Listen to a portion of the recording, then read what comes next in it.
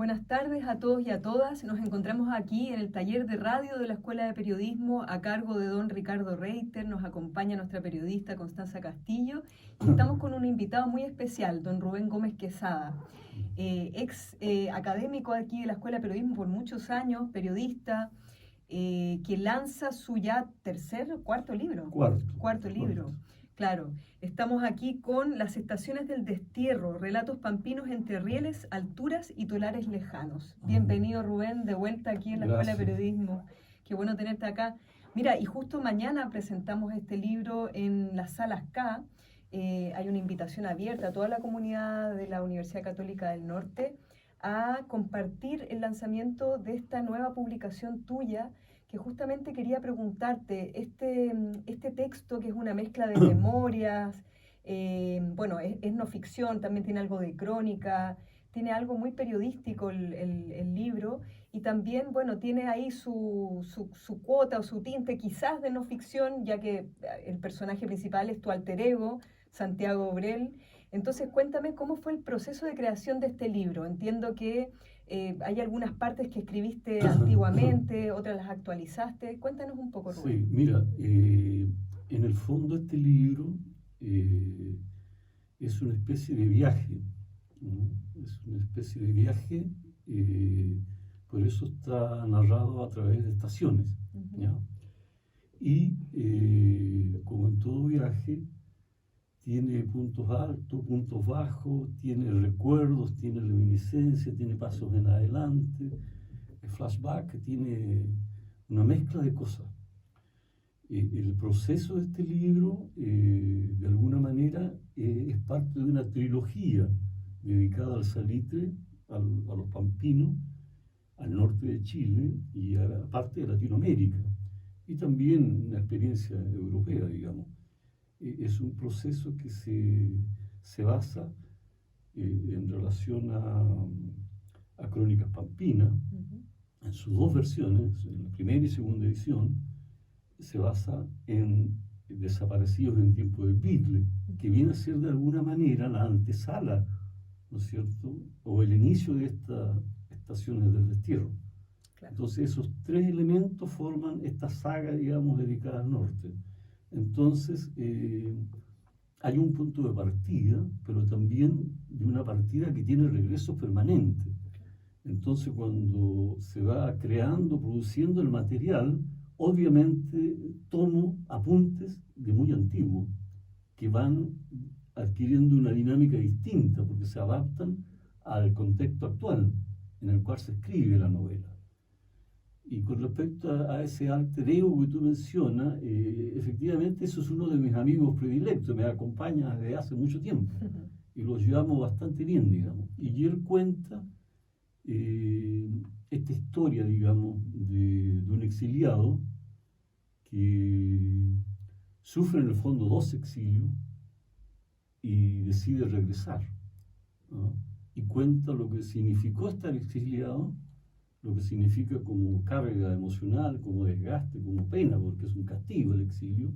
El exilio no es dorado, es un poco distinta la figura, por ejemplo, a un migrante, por ejemplo, que si tiene la posibilidad de obtener recursos, regresa. En el caso del exiliado, como fue el caso de Santiago Brel, aunque tuviera los recursos, no puede regresar. Entonces el drama es infinitamente más complejo. Y hay una serie de estaciones intermedias, digamos, en donde hay personajes, personas, hay situaciones, hay recuerdos nostálgicos muchos, pero también otros que son de una nostalgia de tipo feliz. No es esa nostalgia dolorosa, digamos, dramática, sino que es una nostalgia optimista. Es decir, cómo encaras una nueva vida al regreso del exilio. Entonces, eso es un poco cómo se gestó, cómo se fue procesando este nuevo texto. Sí, Rubén, yo en el mismo sentido te quería preguntar, ¿qué buscabas? ¿Cuál era tu objetivo al redactar este viaje?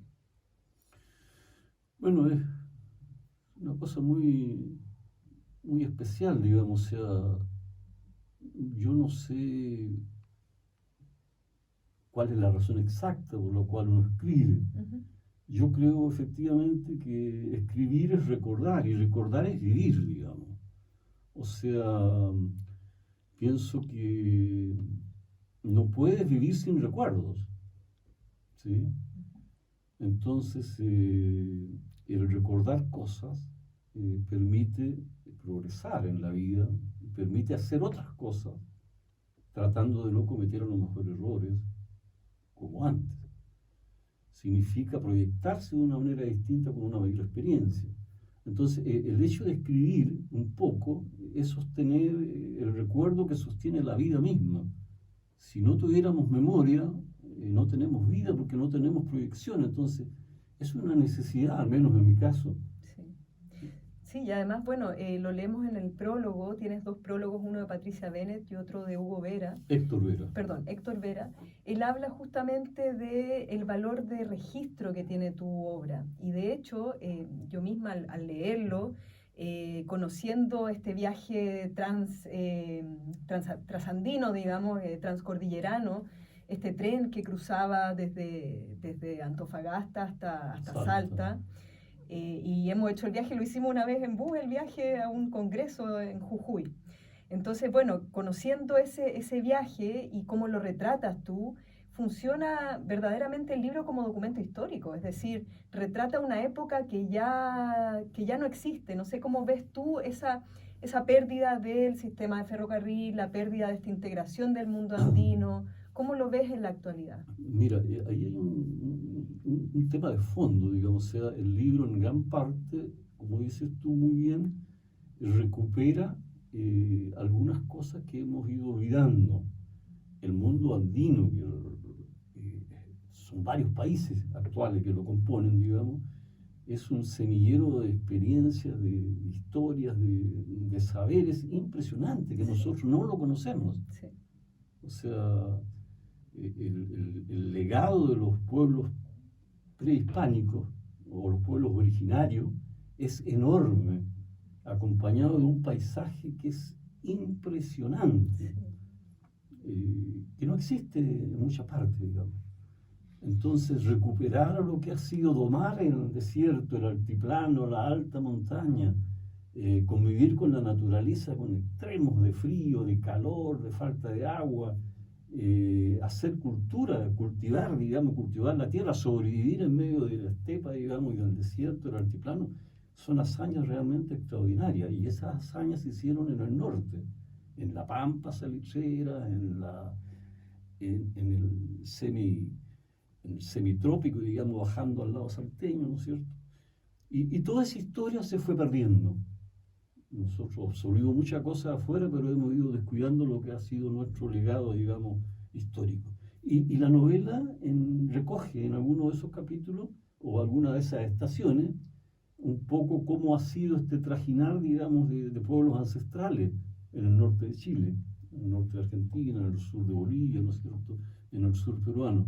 Entonces yo creo que sí, tiene un rasgo, digamos, de interés histórico, sí. A pesar de que yo no tengo ninguna formación en historia, digamos, en el sentido de ser académico de la historia, pero sí recojo testimonios de la gente. Yo prácticamente recojo muchos testimonios, muchas historias contadas, que es la gente común y corriente que retrata lo que ha sido su vida en esta parte del planeta, digamos. Sí, sí, yo creo que, bueno, yo al leer tu libro, la verdad es que esa parte es muy interesante en el sentido que es un periodista que va conversando con las personas y que va escribiendo suertes de crónicas sobre lo que va viviendo, y eso tiene mucha riqueza. Aparte el lenguaje, Rubén, me gusta mucho, la verdad, cómo está escrito.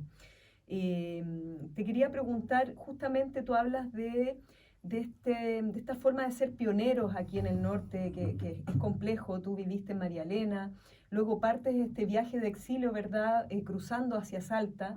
Cuéntanos un poco cómo ha sido vivir la experiencia pampina y luego esta experiencia como exiliado, luego yendo a habitar otro lugar también complejo, digamos que es al otro lado de la cordillera, como es Salta, digamos.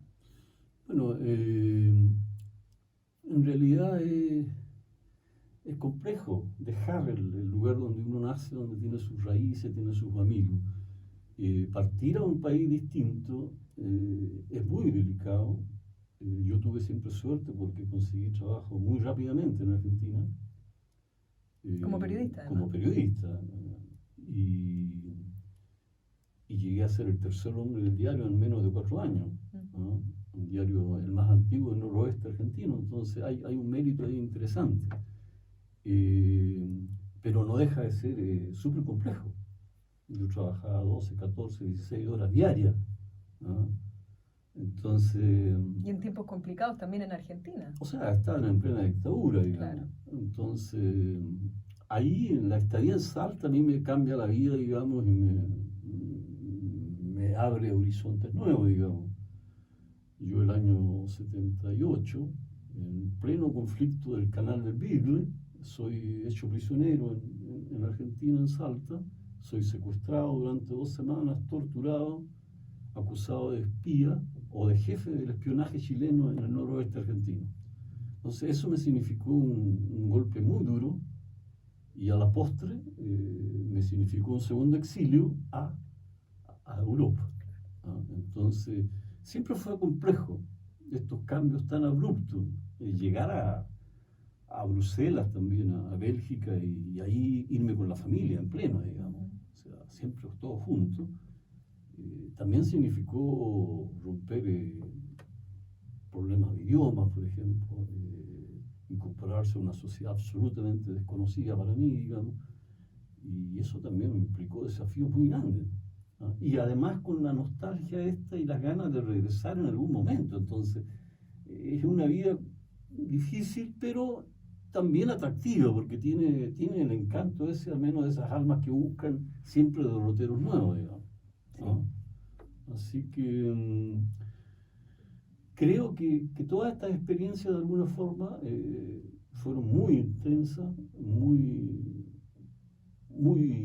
enriquecedoras y fueron caldo de cultivo precisamente para estos 4 libros que ya yo tengo en mi haber, que se basan todos en hechos, como columna vertebral, digamos, de experiencias de vida y de trabajo. Siempre trabajé como periodista. Entonces, hay aquí una entrega que es absolutamente auténtica, ¿no?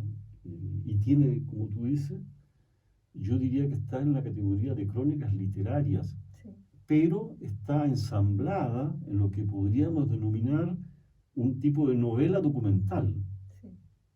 Entonces, en el último tiempo, este libro tiene muy poquitos días, me han escrito muchas reseñas, algunos dicen es un libro de cuentos estupendo, otros dicen es una novela de no ficción estupenda, es un libro, digamos, de crónicas, novela documental. O sea, a mí en realidad no me interesa mucho el factor técnico, digamos. Claro. Me interesa que es una obra de una persona que escribe por una necesidad de sobrevivir, de proyectar y de compartir, ¿no? Entonces, aquí lo que hay es un trabajo de un escritor, que se puede adaptar a distintos géneros, y siempre un periodista escritor. Sí, eso lo iba a relacionar con eso. Tú justamente te habías titulado de periodismo para el golpe te titulaste justo antes del 73. Entonces, cuéntame cómo fue esa experiencia, vivir el golpe para ti, tu generación, cómo fue ser periodista en aquella época. Bueno, ahí, primero, yo recibí el título de periodista el 8 de septiembre de 1973. O sea, a par de días antes del golpe, el título de periodista. Y yo hice mi práctica profesional, que duró como 5 meses, la hice en Santiago, el año 72, en el Palacio de la Moneda. Yo era funcionario de la Oficina de Informaciones y Radiodifusión de la Presidencia de la República en el tiempo de Salvador Allende. Y fui durante un tiempo secretario privado de Hortensia Bussi de Allende, la esposa del presidente Allende. Mira, no sabía eso. Entonces, claro, a mí esa experiencia en lo profesional fue intensa y riquísima, pero en lo político complicado, porque me ponía en una lista, digamos, que me marcaba. Entonces, cuando se produce el golpe de Estado, el día 10 de septiembre aparezco en una foto en el Mercurio de Antofagasta en primera plana, recibiendo el título. Y de ahí, la vida pública mía desaparece. Entonces fue bien complejo. Estuve un poco cambiando domicilio durante un par de meses. Me fui a Salta solo y quedé comprometido con mi señora, le pedí la mano a mi suegra, me fui a Salta a buscar trabajo y no conseguí trabajo y me devolví a buscar a mi señora y me casé. Con Margarita, aparece como Margarita Margarita en la es el novela. personaje, me casé aquí y cuando estaba haciendo los trámites, nosotros los casamos en Tocopilla, en pleno golpe de Estado ya, en febrero del 74, nos avisan unos amigos y unos familiares de que tenían un mensaje de investigación en la PDI en Tocopilla y nos sugería muy amablemente que lo más rápido posible me fuera del país. Entonces yo vengo de Salta, un día lunes suponte, organizamos todo y los casamos un día viernes y el día miércoles tomamos el tren a Salta. O sea, fuimos muy respetuosos de eso. Era un momento que mucha gente estaba saliendo de cualquier manera. Sí. Y con los antecedentes míos, digamos, en ese momento, que eran antecedentes profesionales, pero el ambiente no era para hacer muchas distinciones, lo más sano era salir, digamos, rápido. Y eso es lo que hicimos. Claro. Sí, mira, yo te quería preguntar además, ¿cómo veías Chile desde el exilio? ¿Cómo se veía el país para ti?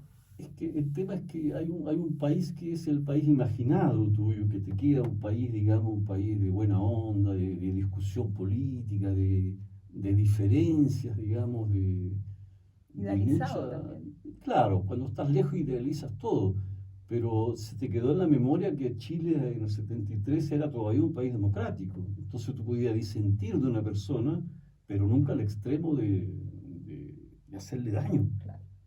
¿Ah? Entonces, después eso cambió. Eso, cuando se quiebra la democracia, rigen otras leyes. Entonces, la barbarie, es decir, el asesinato, el crimen, el exilio, la tortura. Entonces, esas cosas, el país, tú ya no lo conoces. Y cuando estás afuera, te recuerdas del Chile ideal, que fue tu Chile, ¿ah? Pero el Chile de adentro es totalmente distinto. Entonces vives en un país un poco imaginario, ¿no? Y alimentas tus ganas de volver, pero pensando en un país imaginario, ¿no?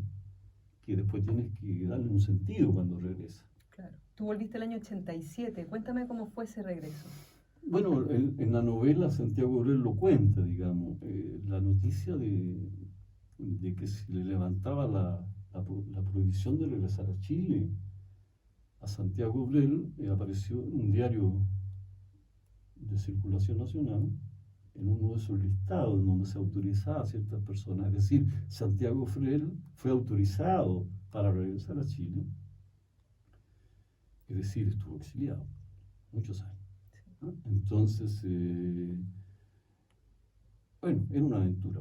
Había que tratar de regresar sin contactos políticos, sin fortalezas económicas, sin un montón de cosas. Y regresó en dictadura. Entonces, claro, uno ahora sopesa con los años que eran decisiones súper delicadas, sobre todo con una familia a cuesta. Pero se hizo y afortunadamente con suerte. Claro, porque en Bélgica ya estaban bien establecidos con tu familia. Bueno, ahí salen en el libro el relato de que al principio fue difícil, llegaron a un sector de exiliados en Bruselas y luego ya fueron mejorando un poco las condiciones. Cuéntanos, y en Bélgica, eso no aparece, parece en el libro, ¿sí? ¿A qué te dedicabas como periodista igual o otras funciones? De todo. La verdad es que en el exilio, generalmente los exiliados hacen lo que sea necesario para sobrevivir, digamos, ¿no? Entonces tú al comienzo recibes un apoyo, digamos, del gobierno, en este caso el gobierno que te acoge, pero eso dura un tiempo hasta que tú logras establecer tu primera residencia, digamos.